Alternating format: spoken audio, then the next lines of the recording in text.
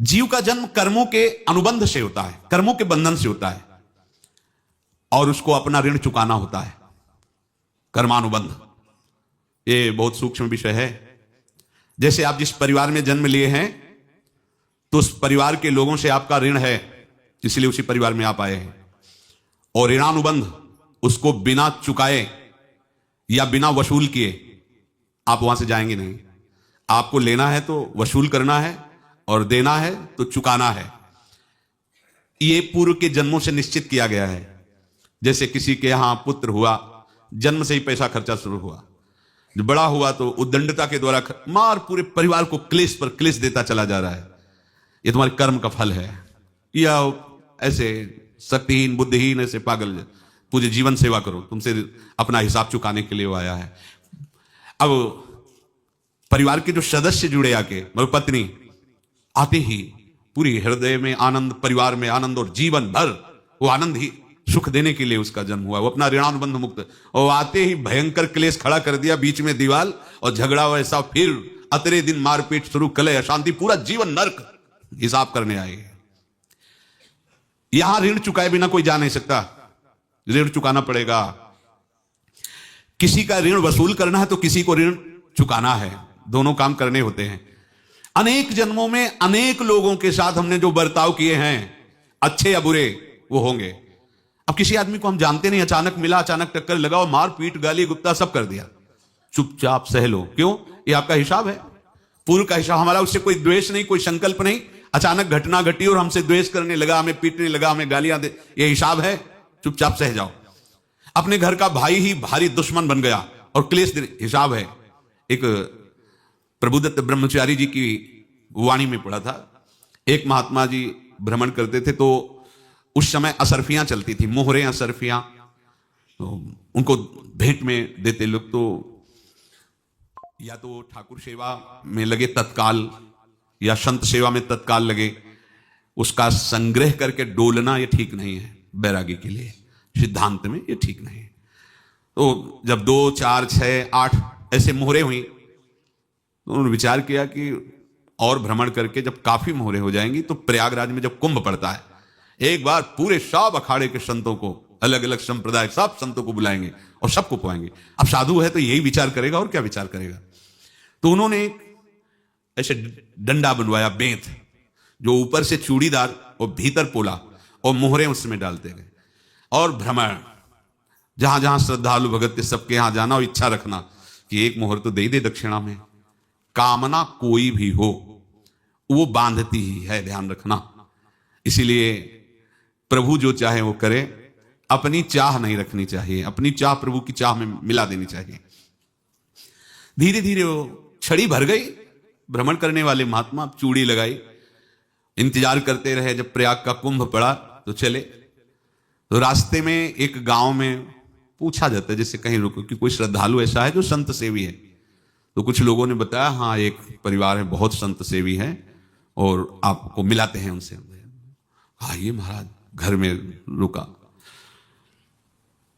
खूब अच्छा हलवा पूड़ी पवाया, और जो घर के मालिक थे चरण दबाए। चरण दबाते दबाते उनकी दृष्टि पड़ी उस डंडे पे, इतना मोटा और ऊपर से कुछ चूड़ी सी भी नजर आ रही, इस डंडे में तो कोई रहस्य है ही है। अब महात्मा जी को खवा पिला के सुला दिया। महात्मा जी जब सो गए तो पत्नी से धीरे से कहा, वो डंडा लाओ बाबा जी का डंडा। वो चूड़ीदार जो ही खोला पलटाया तो सैकड़ों मोहरे। ऐसे संत रोज पधारे भगवान, तुम आनंद हो जाए फिर क्या। पत्नी से कहा, नाप के कंकड़ लाओ। वो तो महात्मा जी तो खाए खीर पूड़ी, आराम से सो रहे। रात में पूरी प्लानिंग करके उसमें कंकड़ भर के चूड़ी लगाकर सिराने रख दिया, सारी मोहरें हटा ली। महात्मा जी आराम से छड़ी उठाए तो वजन पक्का। वैसे बड़े लोग चतुर होते हैं, पर ये नहीं जानते कि कर्म कितना भयानक होता है। और उनकी कोई संतान नहीं थी, पर धन में इतना प्रेम उनको था। बहुत सावधान साधु महात्माओं के पास जो अर्थ है, गृहस्थी अगर आता वहीं से है, पर अगर उसको जोर जबरदस्ती या किसी छल कपट से, तो वो उसका विनाश ही करता है। आज तक का प्रमाण है। अब उनको ये भाव पता नहीं होगा, या पता होगा तो लोभ के कारण वो उसको मान नहीं पाए होंगे। महात्मा जी गए प्रयाग में, किसी अखाड़े पर रुके और वहां प्रार्थना की कि कल जो है संपूर्ण अखाड़ों का निमंत्रण किया जाए और सब संतों को भोग पवाया जाए, उनको दक्षिणा भी दी जाए। महंत ने सोचा कि बहुत बड़ा है तो उत्सव है, क्योंकि प्रयाग में कितने हजारों संत महात्मा सब। तो उनका महाराज बोरों इसमें चीनी और टीनों घी लगेगा, सब व्यवस्था। बोले आप मंगाइए, एक एक हिसाब हम करेंगे, हमारे पास सब व्यवस्था है। बोले कुछ तो पहले दे दो, वो इकट्ठे देंगे हम। उनको था कि अगर हम छड़ी खुला और 2-4 मोहरे दी, किसी को पता लग गया तो गड़बड़ हो सकती। बोले हम भंडारे के समय आखिरी में सब कुछ आपको दे देंगे। ठीक है, वो अपने पास से पैसे लगाकर खूब जितना सामग्री सब लाए, लाखों की, और सब संतों को निमंत्रण कर दिया। संत जन निमंत्रित हो गए, भंडारा बन रहा है। तब वहां के महंत है, उनका देखो भंडारा भी बन रहा है, संतों को निमंत्रण। अब आप अर्थ की व्यवस्था कीजिए, क्योंकि इतनी बड़ी हमारी सामर्थ्य नहीं थी जितना हमने किसी तरह हमने व्यवस्था की। अब मुझे अर्थ चाहिए, तभी आगे की व्यवस्था बढ़ेगी। संतों को दक्षिणा देंगे और जिनसे अर्थ लिया उनको दे। देखो रसोई बन गई है सब। उनका छत में विश्वास नहीं तो अभी चूड़ी खोली। उनको तो था ना कि मोहरे हैं कंकड़। तो जैसे कितना उनको सदमा लगा होगा, हजारों संतों का निमंत्रण, रसोई बन, मतलब संत हो के छल कपट। तो उनका महाराज आपने तो हमारा नाश कर दिया, जो महंत थे। अब बताओ रसोई बन गई, संत निमंत्रित हो गए, आप ये कंकड़ दिखा रहे हैं हमको।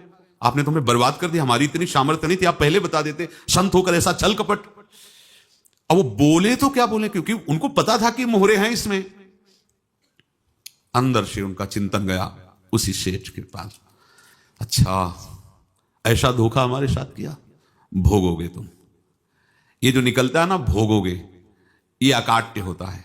क्योंकि किसी का भी हृदय, मान लो किसी भी जीव जंतु को आप कष्ट दें और उसका हृदय आह भर जाए, तो वो आह वज्र की लेखे तुम्हें भोगना पड़ेगा। वो देखो भीष्म जी को भोगना पड़ रहा है ना। सांप को ऐसे धनुष की नोक से उठाया और बंबूल के कांटों के ऊपर फेंक दिया, कई दिन तक छेदा हुआ, वो आह भर करके मरा। तो आपको 6 महीने बाणों की सैया पर आह किसी की ना लेना जिंदगी में।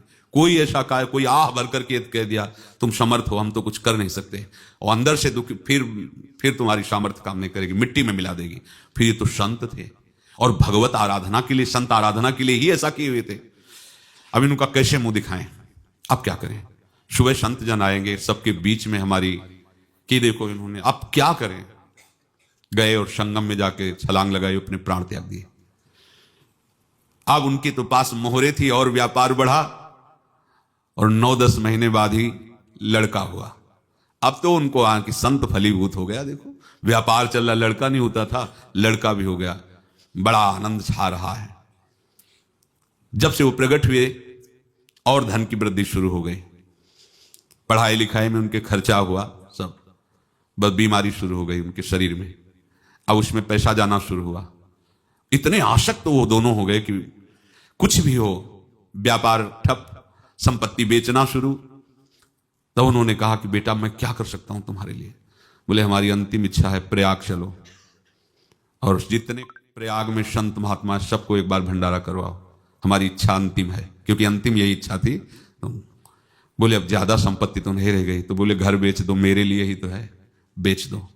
मुझे लगता है मैं बचूंगा नहीं, पर मेरी अंतिम इच्छा पूर्ण कर दो। घर बेच दिया, जेवर बेच दी। वहां गए, जब संत सेवा की तो बोले मुझे संगम तक ले चलो। संगम तक ले गए और बोले समझे तुम चुराए थे और हमने उसको छीना है, कुछ नहीं रह गया तेरे पास कुछ, अब केवल ममता और आसक्ति में जलकर मर और नरक प्राप्त कर। मैं वही महात्मा हूं जिसकी तूने मोहरे ली थी, शरीर छोड़ दिया।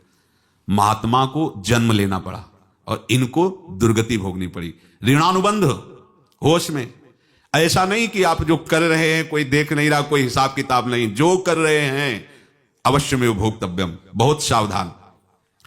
अनेक जन्मों में अनेक लोगों से जो कुछ लिया दिया है, इस लेने देने को मिटा देने के बाद ही तुम मुक्त हो गए। इसीलिए एक उपाय है, लेना न देना मगन रहना। क्या? मालिक को समर्पित हो जाओ, मालिक को अपना माना हुआ समर्पित कर दो, खत्म। अहम त्वाम स्वरूपापेभ्यो मोक्षयिष्यामि, सब खत्म, आगे पीछे लेना देना सब खत्म। एकादश स्कंद में भगवान श्री कृष्णचंद्र जी ने कहा जो मेरे चरणों का आश्रय लेकर भक्त मेरा भक्ति करता है, उसके पितृ ऋण, मातृ ऋण, देव ऋण, ऋषि ऋण, सब ऋणों से मैं मुक्त कर देता हूं। बस यही एक उपाय है।